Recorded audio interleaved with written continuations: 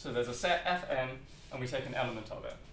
So you should be thinking of this example down here, where we, so this in particular is a decorated cospan, because we have a cospan in the category of finite sets, and it's sort of from a 3-element set to a 1-element set with a 4-element set in the middle, and these two functions. And then, but this 4-element set maps via this function, functor C, to the set of circuits on 4 elements. And so we picked an element of that set, so we picked a circuit of 4 elements and decorated the apex with that. Okay. So given some sort of functor, we can define these cospans with some extra information that model, in this case, circuits.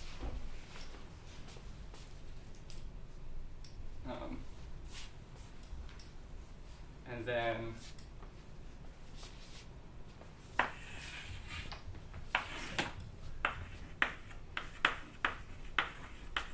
we compose decorated cospans as follows. So given 2 decorated cospans, so we have this, 1 decorated cospan and another decorated cospan.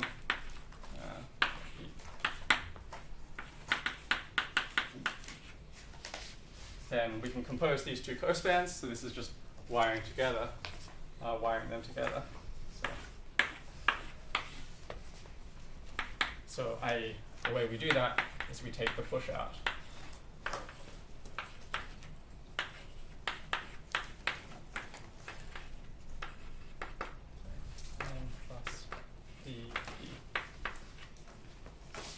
And then the way we get a new decoration is by essentially using this functoriality structure and the coherence. So is your C there cospan? You wrote F:C plus. No, that's just C. That's just C. Okay, Yeah. but down here you're writing cospans in C. Okay. Yes. Okay. Okay, so we take S of t. We have maps here, F of G. So we can put the co-pairing of these maps through. Sorry.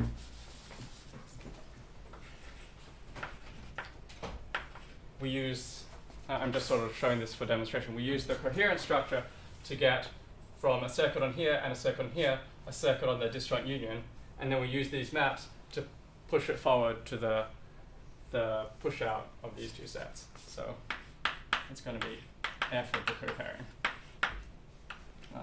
So I'm not expecting you to really internalize all of that, but the point is that all this structure from the lax-symmetric monoidal functor is used to define the composition of circuits.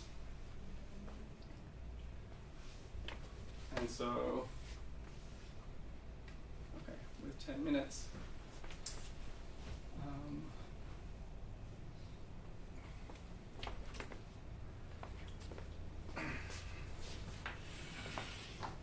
So the result then is that,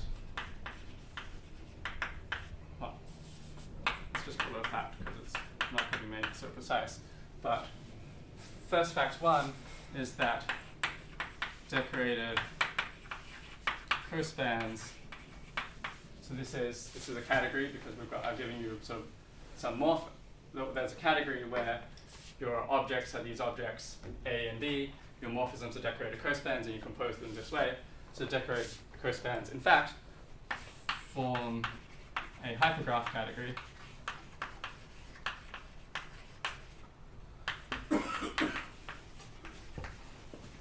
And then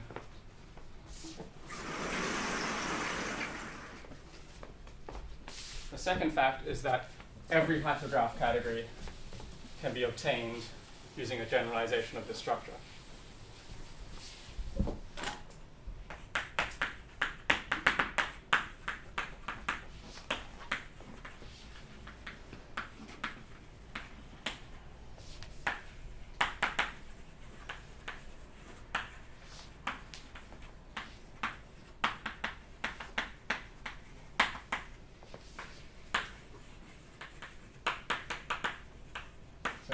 hypergraph category can be obtained in approximately this way.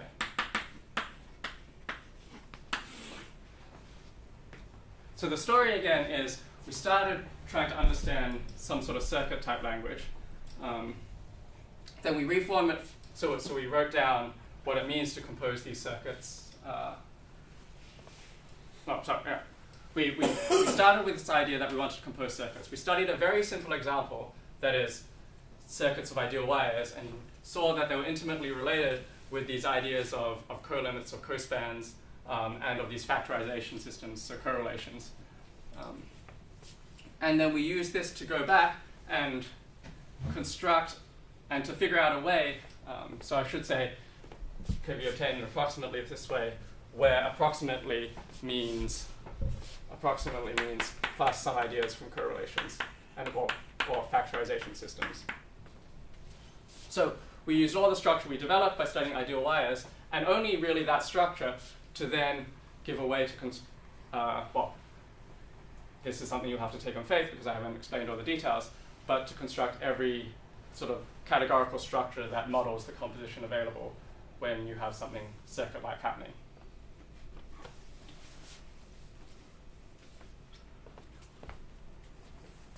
Okay. So in the last 5 minutes I have, I want to sort of be a bit more big picture and think about how these structures that we've been looking at over the last 6 lectures relate to each other. So we started with posets, and we also talked about monoids,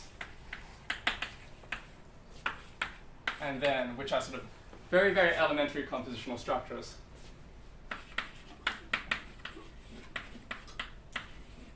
Okay. And then we define categories as the sort of the way. So a poset is sort of a category with one morphism between any two objects. A monoid is a category with one object. So this sort of allows you to vary your morphisms. This allows you to vary your objects. And when you have both, you have a category. If you combine these again, we saw that we had monoidal categories.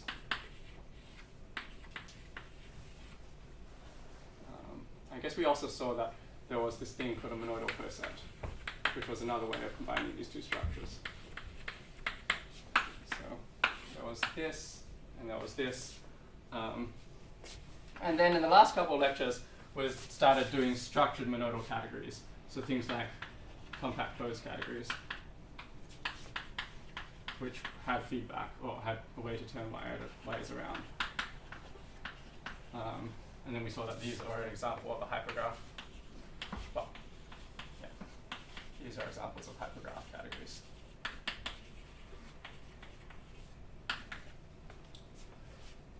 So there are all these very canonical structures that people use to talk about composition at various levels of complexity, built starting with these ideas of order and of composition or sort of multiplication. And as we build this whole world, there are a lot of theorems that we can use to sort of understand, say, hypergraph categories very well by first realizing that categories and then using sort of 70 years of literature on categories. One thing we can also do is construct, but we can category theory also allows us to construct very custom structures. So it turns out that with hypergraph categories, they're monoidal categories, we have to throw in a lot of these sort of splitting maps and joining maps, and then make sure that they play nicely with all the structure here. But there's also, what category theory also allows you to do is sort of throw that all out and start again and try and define your wiring diagrams from scratch without referring to them as being constructed from monoidal categories or something like that. And so the tool we use for this is known as an operad. And you can think of operads as sort of wiring diagram languages. And so you have an operad for posets, which looks like the wiring diagrams, whose sort of structures look like the wiring diagrams of posets. How do you write that? Operad? O-P-E-A-R-E-R-A-D. Operad. And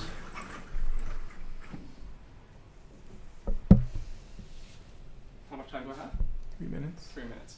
Okay. So what I want to say is, so let me, oh no, I got them as well. Okay. So the idea is, an operad is a sort of wiring diagram language. But in addition, so all our wiring diagram languages so far have really been constrained to sort of build on top of each other. And they have notions like from category theory, like inputs and outputs, so domains and codomains. So everything was a box with a left-hand side and a right-hand side, and we had wires coming in and wiring that. But for example, another example of an operad is called the little disks operad. And so what the little disk operad says is that we have the sort of wiring diagrams are disks with some other disks inside them. And then given two of these, we have the same notion of substitution from wiring diagrams. So an operad says, given, okay, let me do a different amount of disks, at least. And maybe these disks have colors. So have a yellow disk, and so this is a white disk and this is a white disk. And so we can substitute in this in here, and then we get a new sort of wiring diagram which looks like, so there was something there, but now we replace it with all the stuff inside there.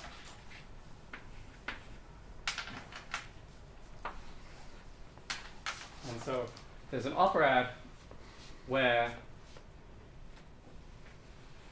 I guess I haven't given you the terminology. So, but which just captures this idea. And then how we build, so we could write down an operad, which is a wiring diagram language that we like, and how we build an actual instance of that structure. So there's an operad for monoids, and then how we build an actual monoid is very similar to how we build the structure here. So we take what's known as an operad functor from the operad to this thing called the operad for sets. It's about time. Okay, and so what I wanted to introduce then was this idea of having some notion of theory, which FinSet here forms, and in fact, more generally, CoSpan forms the theory of composition, and generating then those compositional structures with those theories corresponds to a functor to sets. And you have this way of customizing it to do it almost any way you like, with the cost that if you sort of build your own house in the middle of the woods, you don't have running water. So I'll end there.